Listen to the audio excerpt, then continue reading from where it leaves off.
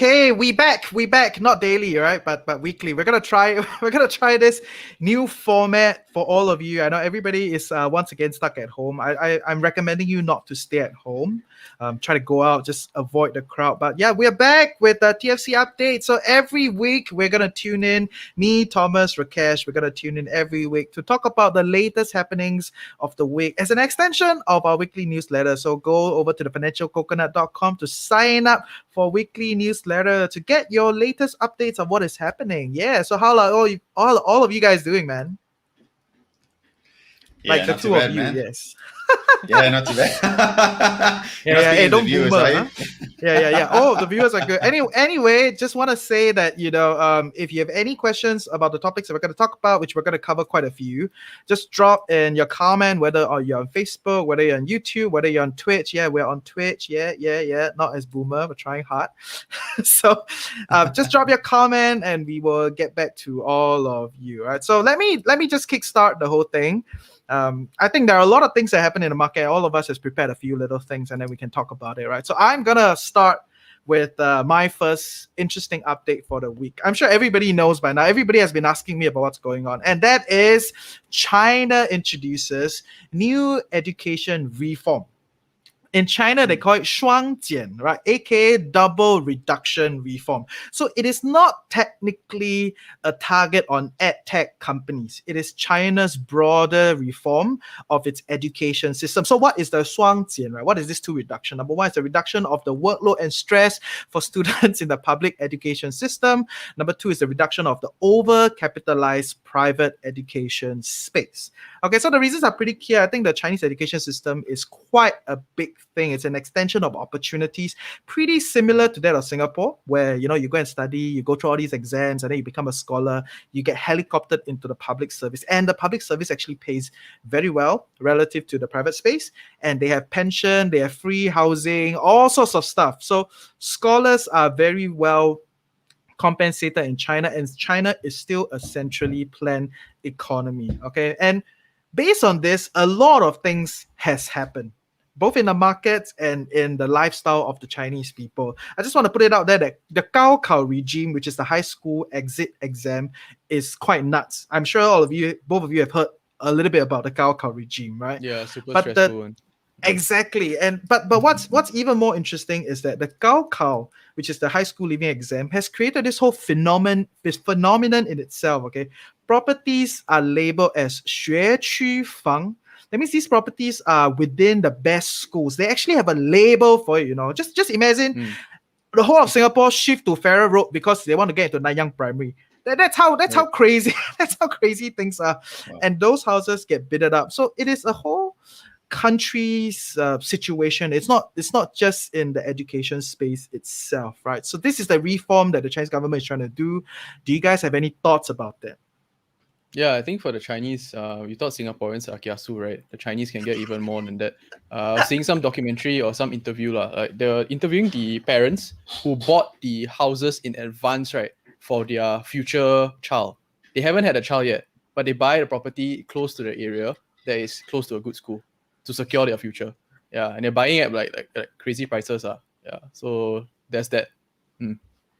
Yeah, and I want to put it that this particular reform that the Chinese government is putting out, it is not targeted at tech company per se, right? So it's not specific to say like, oh, you cannot do ad tech anymore, or you cannot operate in this space. Okay, that operate is a little bit flimsy, okay, because they did specifically say it cannot be for profit, you cannot raise capital, and all that stuff. But that is, I'm sure that narrative, most people have already heard it, right? So you cannot raise capital, you cannot list it cannot be for profit, and etc., which easily eats into all these different edtech business in general.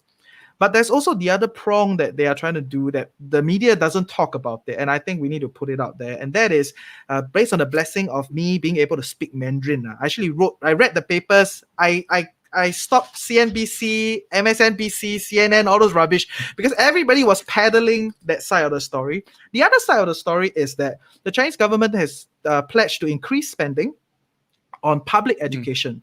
They're going to open up after-school care services so that parents don't need to be in a rush to pick up the kids right after school, because for primary school level, I think they end school at 3:30. So that's the part. And they're also going to increase CCAs. They're going to have more spending on public education in itself. So it's a whole thing. And why does it matter? Although we are not like in China and we're not, within the system, why does it matter to see it from this, two-prong, rather than just seeing it from the whole anti-capitalistic idea? It's because when you see it from the broader reform, at least for me, right, I recognize that the Chinese government is not trying to kill the system in itself. They're not trying to kill the whole private sector per se. They're just trying to like renegotiate this whole power dynamics. And maybe edtech can still thrive in a different fashion, just not in those kind of cram school structure, which is very popular in Korea and Japan also. Yeah. Any thoughts? Like a non-profit. I mean, you can't make profit, you can't raise capital, you can't go public. Well, what's the incentive for people to try doing businesses in there? I think that's their point, right? They maybe have a broader strategy such that they want all this control to come back, to become centrally planned, and it's not so stressful because left, right, center, you've got tuition schools. They are like doing very, very heavy marketing. Or you join my school, use this subscription, your child should get A in whichever course one, and then because it's so easy, you just sign on like 5 or 6 of those for your child, and then they become very, very stressed. I think broader than that, right? I'm thinking it's also to do with their population of China. There are broader things, not just for edtech. They're trying to reduce the 996 culture amongst the big Chinese tech companies also. So that's for the parents to try and make more babies. more time to have more activity at home, guys. Yes. But I think the government does see it as a very big problem. It's just basically a population time bomb. Yeah, maybe another 10 or 15 years out. Yeah, Rakesh? Thomas, do you mind expand a little bit on the 996 culture? I think that'll be right. Right. So 996 is like 9 a.m. to 9 p.m., 6 days a week. There's different variations of that. So for example, some other Chinese companies, right, they have big week and small week. Big week is 6 days a week, right? And small week is 5 days a week. So that's still 9 to 9. That's not by choice. It's just the culture of the company. Yeah, and this is just a thing where people will keep going for, because all the big tech companies is what all these fresh graduates are also going to go for, right? And you have a lot of them, like crazy, right? Like one batch already, I think there's a few thousand, like 10,000, 20,000 graduates competing for a very, very small pool of jobs. Yeah, so it's very, very competitive. Yeah, but I think what is important is everybody has already, got updated about this new regulation. It's very high level. There are certain things that they've suggested and all that. But the discussion is China anti-markets? Is China anti-capitalism? Right? I think that is the real question that people want to find out. Is it the end of edtech? We have to see if these edtech companies are gonna pivot along with the China's regulation, which I think they will. They have no choice but to do it. It's quite a China thing. Okay, so that's the part that they will do. But what a lot of the mainstream US media is pushing is that China is anti-business, anti-capitalism. And my take is I don't think so. Right? But before I go in, do you guys have anything to add? No, I disagree. Yeah, Rakesh, go ahead. Yeah, so I mean, I think that anti-capitalism, all of this, it can be perceived this way, and I disagree with the fact that China is anti-capitalism, right? I think that what they're doing is they're trying to create equality with regards to education, equality with regards to real estate among these good schools. And if you compare it just to Singapore, for example, people move to Rosyth or near within the school zone of Rosyth just so they can go to Rosyth, right? And you have multiple schools like this, right? The reason Bukit Timah is so expensive is because of all the schools there. So I think this is a phenomenon, or call it whatever you want to call it. And it's around the globe. People will move to a good school and live near it just for their kids. And we all know how taxing that is. So I think they're trying to effectively democratize it, right? I use that word specifically because well, we all know China. China pro-democracy. Rakesh, will you be flying to China anytime soon or not? No, sorry, I didn't get Sinovac, so not yet. Not yet. Not yet. But yeah, Thomas, you have some things to talk about for this whole like anti-capitalism idea. I think why I have to ask, because I think people are concerned that what is the next thing that China is going to regulate, or it's like is this the end of the Chinese stock market? Should we all avoid Chinese stocks? Broadly, what's happening? So I think that's the concern that people have. Yeah, any thoughts on that? I think for the last even 4 years, right, not a lot of foreign capital has gone into China. There's a lot of trading that goes on in the local markets, let's say your A shares, your H shares, and all that. But external capital coming in, pushing up the prices, that's not happening because people are actually scared of what's going on. There's a lot of ongoing crackdowns. There's a lot of uncertainty that they have over what the government actually wants. So it's a bit opaque. So trying to make an analysis based off movements like this, like even big ones, is a bit premature. But what I can say is that they have an overall strategy which they're trying to work towards. There's a reason why they do certain things. One thing I do think they want to prioritize is because of the population and also because of the income inequality. So based off these two things, they really have to rein in all these ad tech companies, other than killing off a certain market. Yeah, but these things have to be sacrificed for the greater good. If not, you're going to get a lot of restless people who maybe work their entire life, but they actually can't get out of their socioeconomic status. So it's very, very, very competitive in China. Yeah, it's really no joke. Yeah. I think I have to remind all the listeners that China is a centrally planned economy. Okay, it is not a market-driven economy. It's a centrally planned economy with markets. Okay, so it's very different. That means it's a top-down approach. There is a centralized structure that they're trying to go for, and this is something that we have to remember and we have to understand. All right, so if you look at what China is trying to push for, they have two major growth strategy that they're going for. Number one is the One Belt, One Road. They're trying to bring their manufacturing and their products overseas abroad, right? So that's one. The other is the rise of the consumers. They have been trying very hard to get consumers to spend more. Whether or not it is a success, this is a big question mark.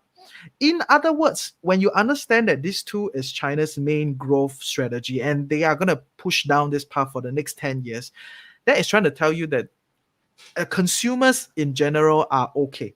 That means if you are investing in things that are more consumer centric, not education per se, because education, like Singapore, is an extension of opportunity. So there's a scholarlistic structure that is still in place in China since time immemorial, since long time ago, right? You come from the kampong, you study very hard, then you move out, you keep moving out, and then you get to the central. So that it's still intact. It's been there for a long time. That's not the part.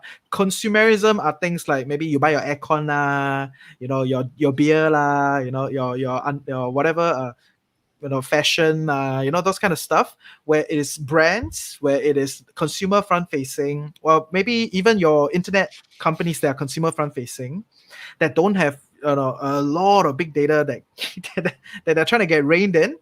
So in general, I think that's what people need to understand. China is not out to kill the markets. They've always been centrally planned, but you need to kind of invest according to what is the plan of the government. It's pretty similar to that of Singapore, in my view, right?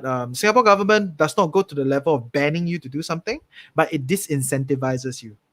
Right, so they will disincentivize you by putting money in something else that is against you, right? So pretty much that's kind of how China does it, but they take it one step further. So they are not hard, they are not afraid to do very hard legislation, but that is not to say that they will definitely they'll come in hard hand on every single sector, and every single sector is here to die, and they're going to kill the whole Chinese stock market. I don't think so.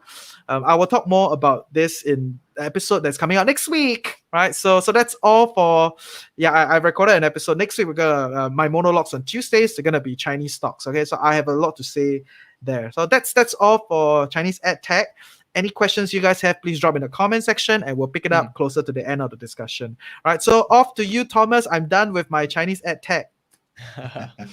So, okay, something I found interesting last week was a lot of emphasis on self-driving. So mainly your names in the US, your Lyft, your Uber, a little bit of Toyota as well. Specifically for Lyft, right, they are actually going to roll out self-driving cars already in Miami. So that's a pretty big thing. It's come a bit faster than expected. We'll see how well that performs, but ultimately, if it goes well, they're going to try to scale it up into other cities as well. So why specifically Miami? I think the politicians have been trying to actually get these autonomous cars right in as much as possible. It's one of the most friendliest states to actually do that. Other states are not as friendly, but we'll see over time whether this is actually safer or not. Other than the transport of like humans, right? If it doesn't work out, they can also use the same kind of algorithms for delivery of goods. So that's also particularly concerning. Why? It's because there's a lot of jobs, especially in the US. So think about your truck drivers, people that's delivering goods, maybe in Southeast Asia as well. It's just one algorithm, right? And that can be translated throughout the world. Yeah, so I think this has quite big implications. Lyft is moving very big into this. Uber as well. They're doing a lot of acquisitions.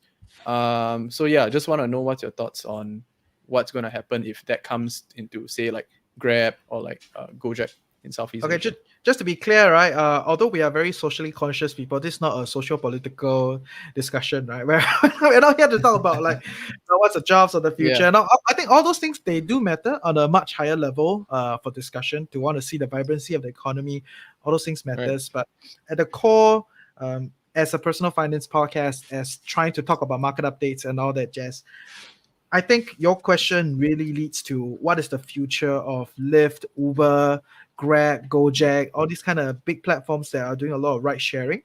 And my take is, okay, I've disclosed that this is not this is education only, right? Not recommendation, not advice. Important, yes.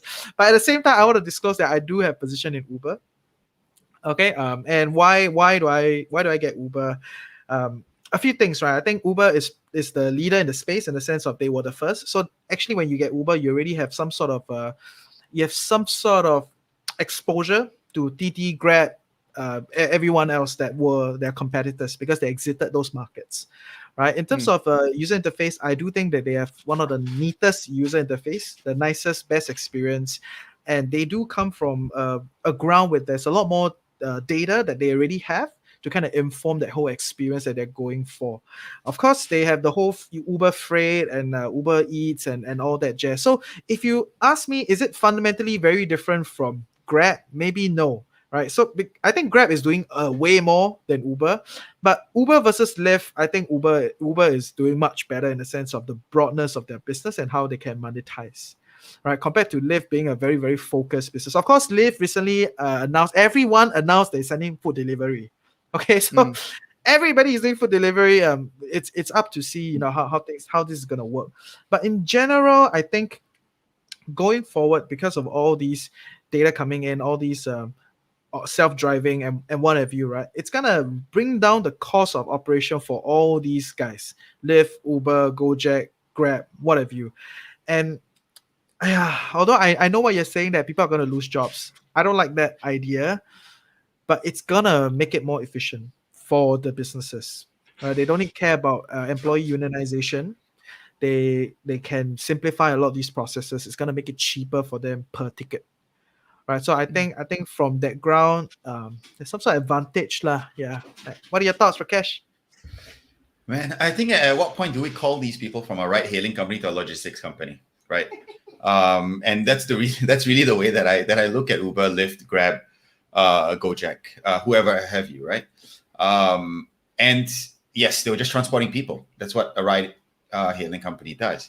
And with this, they effectively, and if you look at the logistics company, the most expensive cost is your last mile.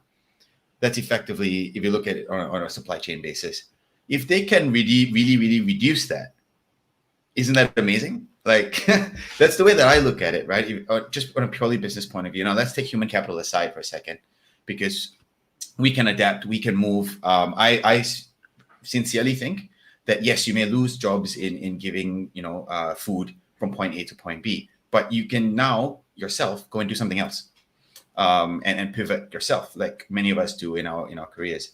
So that aside, if they're able to reduce last mile costs by 50-60%, that's amazing. And I definitely see that as the next thing moving forward. For example, even in Singapore, right, we have the One North area where I think Autonomy can do its driverless cars and whatever else, which I think is funded by Grab. I'm not sure. Don't quote me on that. But at the same time, SingPost is doing drone deliveries. So that's for posts, or that's for anything else. And I think they did want to pull out Uber in, right? If I'm not mistaken. Maybe because nobody wants to go there and post. But we have no place safe to land things, so we had to drop a priority. No, I'm for this. I think this is amazing. This is amazing. Yeah, but I want to put it out there that yes, I think the last mile cost is the most expensive. At this moment in time, it is still the most expensive. It does not mean that the business model after this can work. So we don't know yet, because competition gets pretty stiff, and when everybody's cost of fulfillment comes down, what is stopping everyone from reducing their cost in terms of revenue, right? So cost to the providers and what have you. So that is the part that I'm still relatively iffy, right? Because this sharing economy so far, nobody is really profitable yet, right? So the whole past 5 to 7 years of sharing economy, people share everything, right? They share umbrella, they share bicycle, they share house. All these sharing economy is amazing as a user. So as a consumer, I think it's amazing, and I definitely want it to stay around and continue to give me that benefit from a sharing perspective. As a provider of excess capacity, I think it's also pretty interesting, right? In a sense of I can, I have excess rooms, I can lease it out. I have excess time. I don't use a car all the time. I can use it. What have you, right? I think Tesla is doing something like that also. So those things are fine. But from a platform standpoint, can they really make money from this matchmaking process? This one's still a little bit question mark. I think the model is not sorted yet. That's my base take. As an investor, I'm very cognizant of this. But on that front, right? Why does it need to be profitable on ride hailing, or why does it need to be profitable as a matchmaking? I think that's my angle. I don't think that's a means to an end. I think the end is logistics company. That's the way that I see it. Imagine if Uber cracks this code and you can autonomously bring a good from your shipping yard right down to your home without a single person. That's the dream. Okay, I give it to you. I give it to you, the logistics. I'm so happy you didn't tell me the Amazon. Okay, I'm so happy you didn't tell me. Maybe it's the Amazon of the next generation. Guys, please wake up. Right? Not everything can be the Amazon of the next generation. Amazon really make money from AWS, Amazon Web Services. So it is their cloud service where they have this huge cash generation, right? Yes, to date is their most profitable. And they have this huge cash generation that allows them to invest in many other things, right? So all the people that are telling you that they're gonna be the Amazon of the next generation, whether is it Tesla, whether is it Netflix, whether is it Uber, Lyft, what have you, fundamentally you gotta ask yourself one thing: what is your cash machine? Until they have figured out that giant cash machine, it's impossible for them to be an Amazon.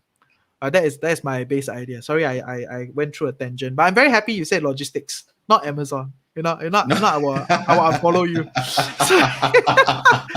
Yeah, good stuff. Yes. What do you think, Thomas? Yeah. Yep. I think is that all, Thomas? Yeah. So there's these kind of platform models, right? Lyft, Uber, Grab, and all that. But this one you mentioned Tesla, Regi. So if they have their AI up also, nothing stopping them also from becoming a logistic or let's say a delivery company. But it's adding a few more business models to just to not just being an automotive maker, but being like a ride-hailing company using all the excess cars which people are not using, let's say in COVID times, or they're parked in the office. You can just lease it, right, to someone else, or you can actually pick up someone as a cab autonomously, and that's giving you income on the side. This is crazy lah. Everyone's gonna get a Tesla for that reason already. Yeah. I think that model might work. I think that model might work if they actually crack it. But nothing stopping the other automotive companies from doing it as well. So I just mentioned Toyota. They've been acquiring some startups to do with mapping data, autonomous AI engines and stuff like that. I think they're trying to go with the same model as well. But end of the day, right, everyone's working on autonomous driving in some form or another. I think it's going to be a lot more competitive for automotive makers. So the one that is going to be more asset light, the one that is more streamlined is going to win at the end of the day. If not, then it's just like endless amount of R&D until they reach that point. Because we see someone can say, why am I right? hearing Tesla? Yeah. light, centrally, biggest margin. It's like, Hey Reggie, do you you have a position in Tesla? You better No, I disclose don't.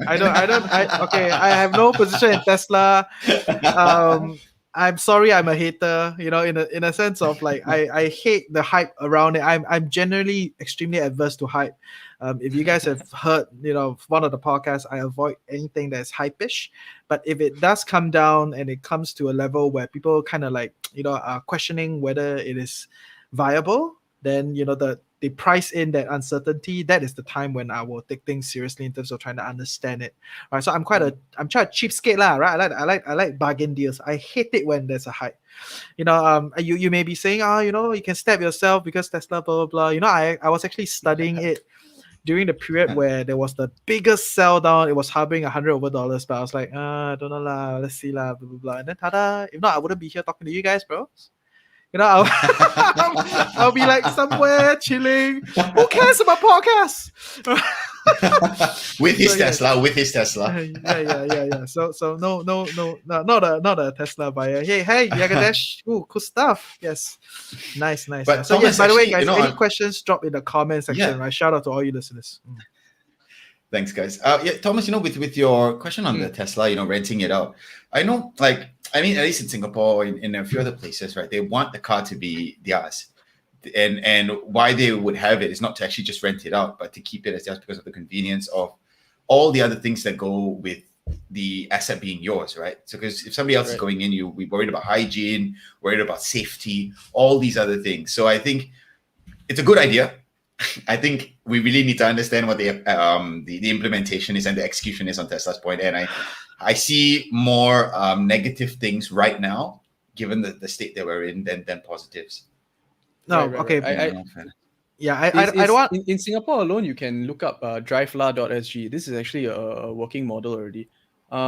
So whether to clean this car before it's being used, I think that's as simple as you have your AI drive it to like a car wash or something, get it like clean and all that before it goes to pick up someone else. Right? It can over be under a Tesla. Sanitize it. Yeah, sanitize it, the whole entire thing. And it just does everything automatically. Yeah. So a lot of it, I think is we covered a bit inside the stock geek out on Tesla but this point is just a lot of different models can be done on it because it starts to encroach onto the other existing platforms, right? Just because of this capability and because they have that skill and they are very asset light. Yeah, cool. Yeah, shout out to all you Tesla holders. Hope you continue to do well. Fighting. Okay, next. Shall we move on to the next topic? Yeah. Rakesh, your balls in your court. Balls in my court. Awesome. So I think on my side, something we realized over the last couple of weeks is Property Guru, right? Property Guru, as we all know, is a platform where you can go in and list effectively a marketplace of houses for renting as well as buying. I'm sure we all know about Property Guru, but I think it's just good to say. I think one of the surprising things for me, at least, is the fact that they're going public. And they're going public through a SPAC on the NYSE. So they're not going through a Singapore-based company, not going through in SGX, but specifically to NYSE itself. I do believe they're looking to close it by Q3, or I think within the next couple of weeks. And their valuation, hear this, right? If you're drinking, please put a cup down. So the valuation will be at an estimate of 1.8 billion in US dollars at the point of this listing. Just for some numbers, they made 62 million in revenue in 2019, and I think 80 That's a million 200 multiple. That's a 200 multiple. Just saying it. Continue. Yes. And they've previously tried to go IPO in Australia as well, but I think with regards to the red tape, they pulled back on it. But now they're going through specs, which is actually owned by a couple. What's his name again? Richard Lee. was it? Yes, Richard Lee. Richard Lee. So yeah, I mean, I think that for me is a bit of a question mark. They did have a revenue drop last year, I think by 7%. And they still have a net loss, if I'm not mistaken. So they're not quite profitable. And their last round of funding was last year. So at a 200 multiplier, and Correction, 300, by the way, just say. Okay, all right. Okay. Yeah. Not everything higher is better. Yes. Yeah, it's a 300 multiplier with a net loss moving into an IPO. I mean, I want to hear you guys' thoughts. I think Reggie has said quite a bit. Thomas, you start first. If not, we lose another sponsor. I think that, or potential no. I think the game of going public like through an IPO in the regular way or through a spec, right? The end goal is not to actually make the company profitable so quickly. It's for the founders or some of the investors to actually exit. That's one of their strategies, right? Whether they actually become profitable after a while, that's up to their roadmap, but that's up to them selling the spec or the IPO to the fellow investors. Buyer beware, I guess. But I don't know. Maybe they have other plans inside their prospectus. So we gotta wait for more details. Yeah. So like the spec for Grab, for example, they also want to do it through that means, right? You can see them actually using comparables in China as well as in the US, but they don't call themselves a ride-hailing company anymore. It's more like the super app company. If you're in that region, right, then you can compare to the likes of, say, like Tencent, right? Not like TT anymore, but like the super kind of like logistic company like Cainiao, that kind of thing, which is a percentage of the whole of Alibaba. So the valuations can get a bit stretched. I'm just a little bit curious about how they actually did these comparables for Property Guru itself, because they actually I think they have one of the largest market shares in Southeast Asia, right? So are they comparing with the US? Are they comparing with like China's equivalent? Or are they just packaging it from like from the Great East, to sell to the Angmos in NYSE? It's like, yeah. ASEAN is the growth story, right? That's the future, right? And then we're gonna ride through, like we're gonna fly through a multiple of like what, like I don't know. Yes. I don't know what population growth. Yeah, everyone needs houses. All those kind of rubbish. Okay, so my take a bit more edgy, because Property Guru never sponsor us. Okay. So anyway, after we say this, I think also very hard to get sponsored by them. Okay, but my biggest disdain with Property Guru is not even the multiple, but the business in itself. It is a very, very old school business of listing. It is like classified, It's as old as like Hungry Go-Ware, Classified, and those kind of businesses where you have all this information. It is on a particular platform. And for people to want to push their listing up, they want to push their information up, they pay an advertising fee to push up. Right? But they have been in this space for the longest time ever. I don't know why they're not integrating the whole transaction process end to end. So I envision myself, if I run a Property Guru, right, I will try very hard to eat up the whole process of a buyer's journey all the way, and also a seller's journey. So today, let's say, we want to settle down, and then, we want to buy a house or whatever, or, you suddenly, Bitcoin to the moon, then you want to buy a house, right? What have you, So you have money, you want to buy a house, you go onto Property Guru, you search all these different things out there, and then there's a mortgage calculator inbuilt to help you calculate how much you need to pay. You have all these cross comparison with different mortgages and banks, and then you have all these different listings that you can potentially go for. And then you just ping the seller. The seller will be like, okay, when are you going to come in? So then you schedule over there. Property Guru sits in the middle as your assurance, right? So they insure both sides, essentially. They will make sure that a potential buyer does not mess up the seller's house. The potential seller does not end up kidnapping the buyer. And then all the way to the transaction and to the day, to the process where you buy the property and then you transact. If that is the end-to-end business model, Property Guru will be an amazing business, because if you just calculate from a 2 to 3% of what all these property agents are making, right, that will be per ticket sale about at least close to 15,000 per ticket sale, right? But today their per listing revenue is like what, $40 or $80? I was like, why would I want to buy a classified? right? So I don't like the business at all, and I really think it's an exit strategy. It's a lazy exit strategy. And yeah, about Grab, about the super app rubbish. I also want to once again point out that in China there are only two super apps. Okay, Alibaba and WeChat. These are the only two super apps. No, And no, even, no, no. You even don't understand. Southeast Asia needs its own super app. That's why there's a growth story. yes. Yeah, guys. So it's all spinning lah. Okay, we got to spin lah.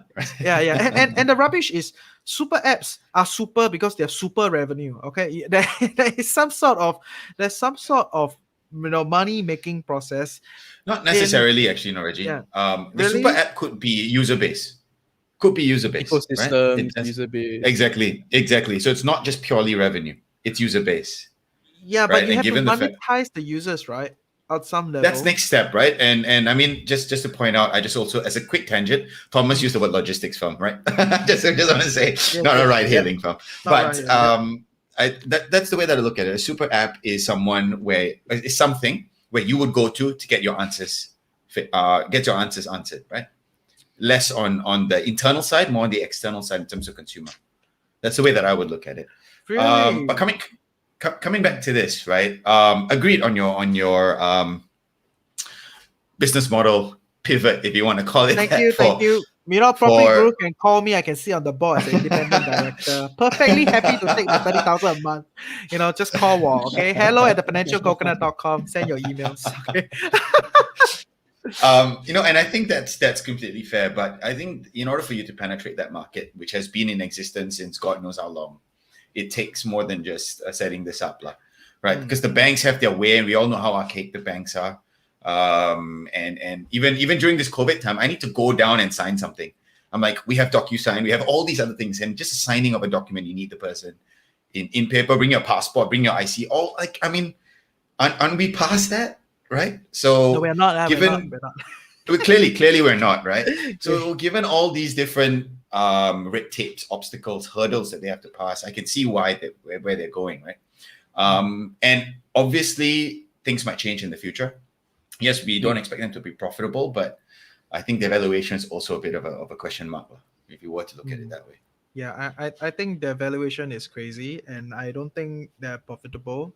I don't have their exact, prospectus yet, but I just caution people investing in specs. In general, I also have an episode prepared for all of you. It's coming out in 2-3 weeks about specs. How to look at them, how to evaluate them, and why I'm not a big proponent of specs. To put it bluntly, right, spec is like buying a lotto ticket. Right, you spend money, okay, but at least this lotto ticket will give you back your money in some ways lah. Okay, but whether or not is it really profitable, that's a big question mark. But I will not ever want to put my money in a spec structure where I don't know what I'm actually buying. I'm just putting my money with a sophisticated investor, which actually is a sponsor with a 20% upside if they close the deal. So the incentive structure is also a bit wonky. So it's just generally not my thing lah, right? So no spec deals for me. You're not going to see me buy any specs. Just saying. I think it's good to tell the viewers as well to spell SPAC. It's SPAC, not what Reggie is wearing or what Thomas is wearing. Specs. bro, the that joke level is getting too high. Okay. Agreed. Okay. We done with Property Guru. Any last things to add? Yeah, I think we can draw. I would like to just draw some parallel to Microsoft acquiring LinkedIn last time for 26 billion. At that time, I think everyone was also speculating that was a bit too high. Per LinkedIn user, I think that was about $60 US per user. And then for Property Guru, they have 32 million. They claim they have 32 million clients. So per client that you pay, let's say for 1.7 billion, it's about $45. Yeah.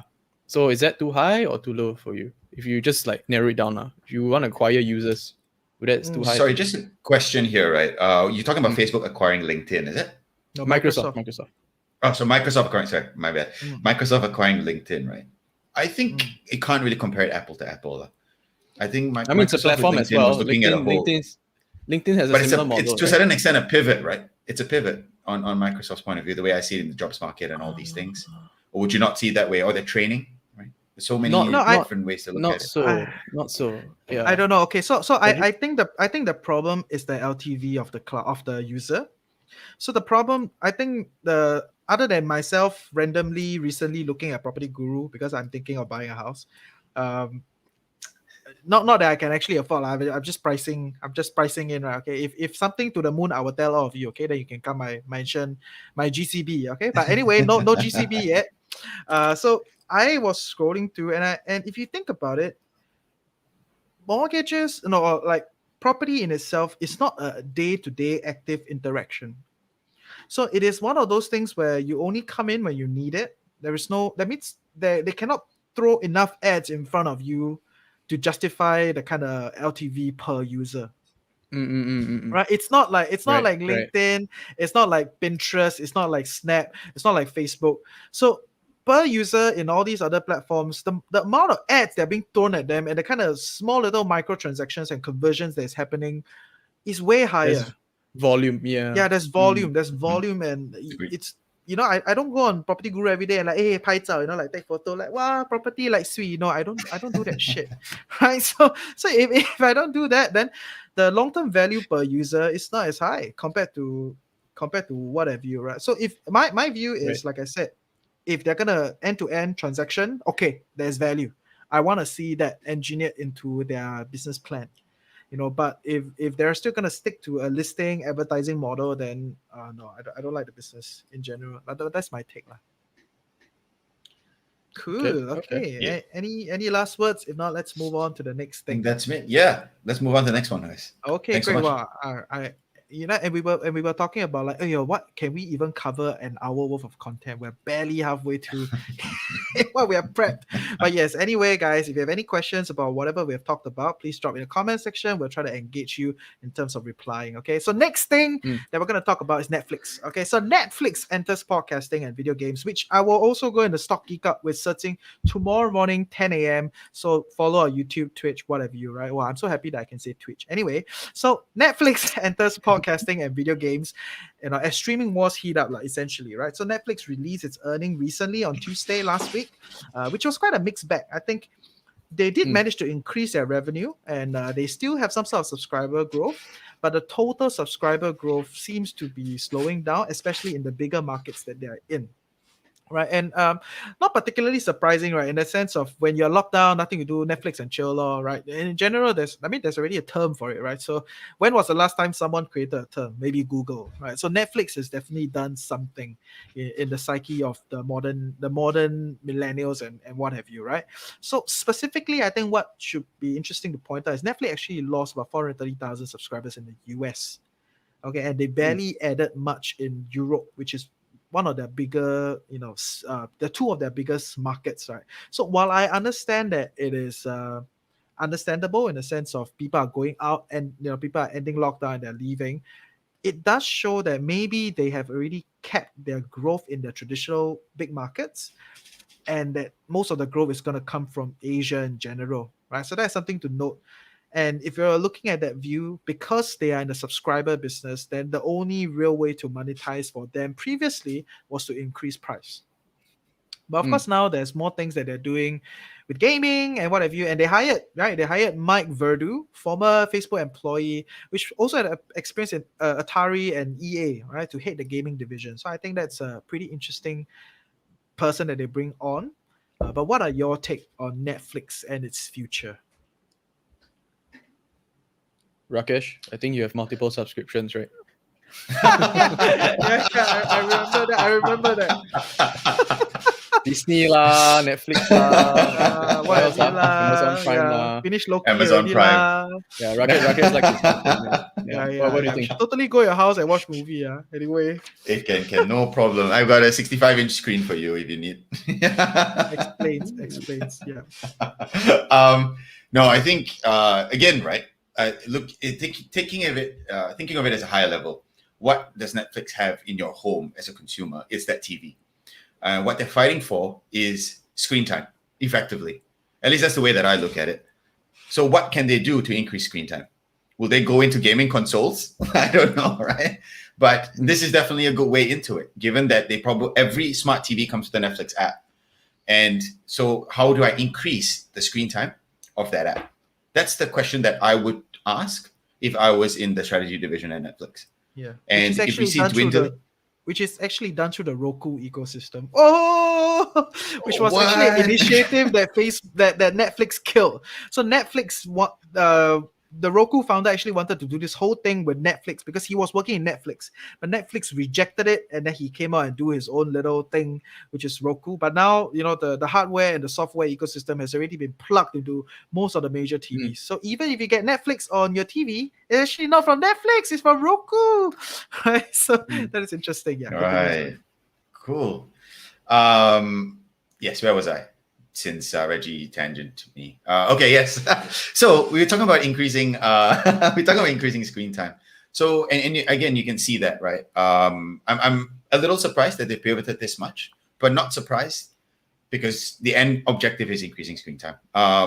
What else can they do? And what else in this COVID world, what else can they do that could be profitable so that they can increase their revenue? Opening infrastructure that we talked about with Disney and all the rest, which Disney already has all of this, is a cost, massive cost. And we don't know how long this pandemic will take. What can they do that is scalable, easy, software-based, and needs the TV for? I think gaming is a good answer. Regi, what do you think? I don't know, man. Okay, so I think once again, I think a lot of the big tech guys, they are trying to try new things, right? Essentially, but a lot of them are trying new things out of excess. That means like, hey, we're quite big in whatever we are doing. Let's try this new thing. But amongst the FANG, Netflix is the smallest guy in terms of their business. Like cash generation, they're the weakest, right? And as a company that's not generating a lot of cash in terms of free cash flow,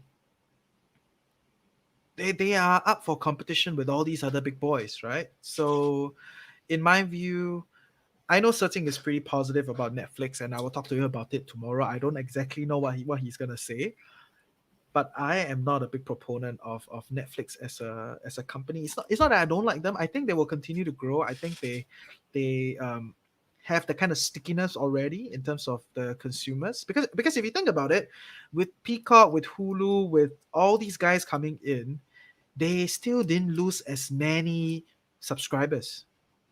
Right, so that's another way to look at it, right? If all these big boys are spending all this money, but Netflix is still sticky to the consumer's wallet, right? So it does show that there's a certain value that's providing to the consumer. I don't exactly know what it is. I mean, sometimes I do binge watch, but it's not every day, right?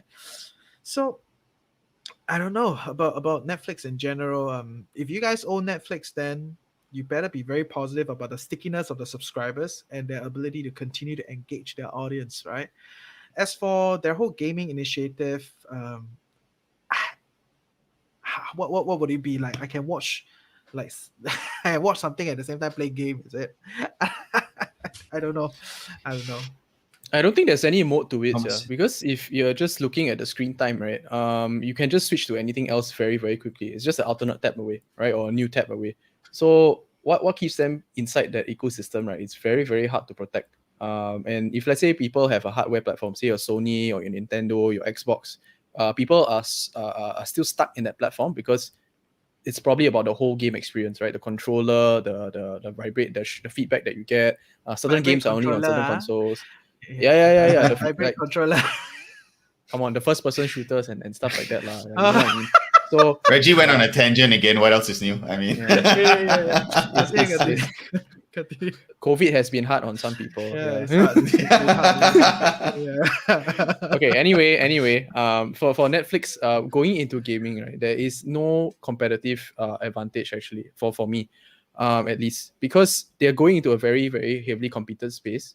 Yes. And it's going to go into like a lot of with a lot of people with a lot of dry powder. So ByteDance being one of them, Tencent also, which Tencent owns a lot of like content companies around the world, music, gaming, you name it. ByteDance is going into there heavily as well. I think that's a very big player. Google, like Stadia, for example, has really got a lot more resources. So Netflix on its own, that is its only business model. It hasn't diversified into anything else. So I think it's almost like it's painting itself into a corner. And then this is the only other thing that they can pivot to, or at least diversify to, because it's the area which they know best. Yeah, but it's unfortunately the market structure is just very competitive. It is. It is. I'm not I think particularly. it really Go ahead. it depends on execution as well, right? So I think like I said, the idea is good. We need to see the execution. What is the way that they're going to do it? Are they going to get exclusive games into it? Apple is also trying to do with the Apple Arcade and all the other things. Obviously, Apple you would have on your phone, and it's really hard to run away from them if you have an Apple. But how does that work? I actually think for all of you that are listening, right, you should really look at the content house. The guys that are producing content, they have show franchises, they have the whole distribution of whether is it game titles or whether is it like sports titles or production titles and what have you, right? It is a market at this point in time where all the rights are being bidded up. So TV rights, gaming rights, distribution, everything is getting bidded up. And you see more and more money coming into this whole streaming discussion, right? And there's basis to it, because eventually I think streaming as a platform or online consumption is gonna overtake the whole traditional consumption of TV and radio and whatever, right? So everything is gonna go more and more digital, and with all these different platforms, like even we are providing online content at this moment in time, right? So for a lot of people that are investing, don't just look at these big platform plays. Maybe go and study the Activision, the EA, WWE, those companies that actually produce content, have a very big brand and very resilient over the years already. They will have a lot more negotiation power to talk to all these distributors. So I think that's something interesting. Yeah, maybe we should write that in our weekly newsletter, Tradable Ideas. Anyway, a friend of ours, Heng Chi, he said, perhaps a gaming console pairing with Netflix to access the gaming business. I would say Sony, Microsoft, everyone is already in the gaming console business, and they do struggle. The console business is decently profitable. It's cyclical. But I don't know if anybody wants to go hardware. Anyway, we'll continue this conversation with first searching tomorrow. I can throw this question at him about hardware. Okay, so that's it from me for Netflix. Let's move on to the next thing. Awesome. Thomas, you got anything for us? I think it's more of like a macro kind of discussion. So there was an article inside Nikkei about whether the world is following Japan-style economics. So I was in Japan for about a year last year. So going there with very, very low interest rates, people live their lives quite differently. So people try not to spend so much because there is just really shrinking growth or no growth at all. So some stats are like 15.7% of the Japanese population actually lives in relative poverty. It's very, very interesting because we might think like, oh yeah, Japan is this like very fantastic, futuristic kind of place, but there are these kind of problems that is lying underneath. When PM Shinzo Abe was in his seat all the way until when he stepped down, the GDP has not grown at all, net zero, right? So that's a few years. I think about 9 years. Yeah. So why? There's some interesting discussions about it when I talk with the Japanese there. So they're saying is that the interest rates are already negative. It's very low. There isn't actually a need for companies to grow at all, and the population is shrinking, right? So what do? They just borrow really cheap, and then they just pay the rest of the stuff. That's it. So just maintain the ship. There isn't a need to actually expand into other markets and things like that. And people are just very comfortable. Yeah. So that's in the kind of environment where interest rates are very, very low or even negative in some cases. And companies will just hold the cash. If you look at Japan companies, right, you look at the fundamentals, and a lot of them have cash in the books. And some might even be trading at below price book. So what that means is that they are either not using the cash, they don't know how to use it, or they just keep it as dry powder, but it's not being released back to the shareholders. It's drying up. It's drying up. Nothing is really going on there. Yeah, so I'm not so sure whether the Japanese economy can actually recover, whether the Japan companies can actually grow, even though that they might have some exposure overseas. Yeah. Well, what do you guys think? Is the world headed that way as well? No, I don't think the world is headed that way. Mm. Japan had one big problem, during the crisis, and that was they decide to pull back on spending. Right, so Mm. they decided to take the path of prudence, cut, right, and Italy did the same thing, Spain did the same thing during their rubbish, but they did the same thing because of EU. Right, the EU forced them to do it, but Japan is does not have that, but they decide to take the path of prudence, and in that sense, that kind of spiraled their economy backwards over the years, and to me, that is one of the reasons why they're not doing so well. Of course, there's whole demographic discussion and all that, but that is super high level, and it's very hard to have a very deep discussion on those things here. Mm. But I don't think the other economies are moving down that path. Whether is it the UK, whether it's Germany, even Germany, supposedly the prudent country in the EU, has stepped up and supported France to push ECB to spend. Right, so they're going to spend. US is going to spend. China is going to spend. They're all going to spend, and they have all recognized that spending is the way forward, not cutting. So spend Mm. first, you can always cut later, or supposedly you can cut later. You know, supposedly you can cut later.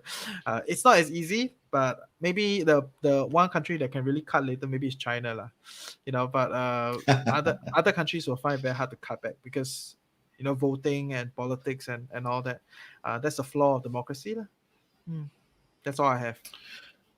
I mean, I think in my case, and correct me if I'm wrong, right? Is the culture of Japan is effectively sticking to their guns, doing the day to day, not really pivoting, not really innovating. Although technically that's the wrong word to use because they've been quite big in terms of technological advancements. Dude, when I was in Um, when I was in Japan, I felt like I was in a different world. right. Like Yeah. it's like, whoa, But what the hell is this thing, right? So yeah, yeah. But culturally, right, they do their thing. They like their routines and they go ahead with that, right?